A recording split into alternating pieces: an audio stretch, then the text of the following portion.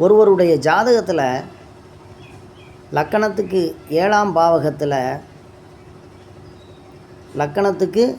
பாவகத்தில் 3 கூடையவர் நிற்கிறார் அப்படின்னா அந்த ஜாதகர் தன்னுடைய மூத்த சகோதரியின் மகளை மணப்பார்.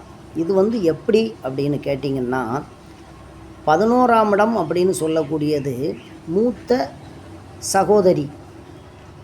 அந்த 11ஆம் இடத்துக்கு 5ஆம் இடம்தான் காலபுருஷனுக்கு 3ஆம் இடம். அந்த காலபுருஷனுக்கு 3ஆம் இடத்துக்கு அதிபதி இந்த 7ஆம் பாவகம் அப்படின்னு சொல்லக்கூடிய அந்த கலஸ்தர பாவகத்தில் இருக்கும் பொழுது தன்னுடைய மூத்த சகோதரியின் மகளை ஜாதகர் மணப்பார். 7ஆம் பாவகத்தில் 9 கூடையவன் என்றால், அதாவது 7ஆம் பாவகம் அப்படின்னு சொல்லக்கூடியது கலஸ்தர பாவகம். இதில் காலபுருஷனுக்கு 9ஆம் பாவக அதிபதி அப்படின்னு சொல்லக்கூடியவர் இந்த மனைவிக்கு தங்கை. அந்த மனைவிக்கு தங்கை உறவு வருது இல்லைங்களா, அந்த காரக உறவை ஜாதகர் திருமணம் செய்வார்.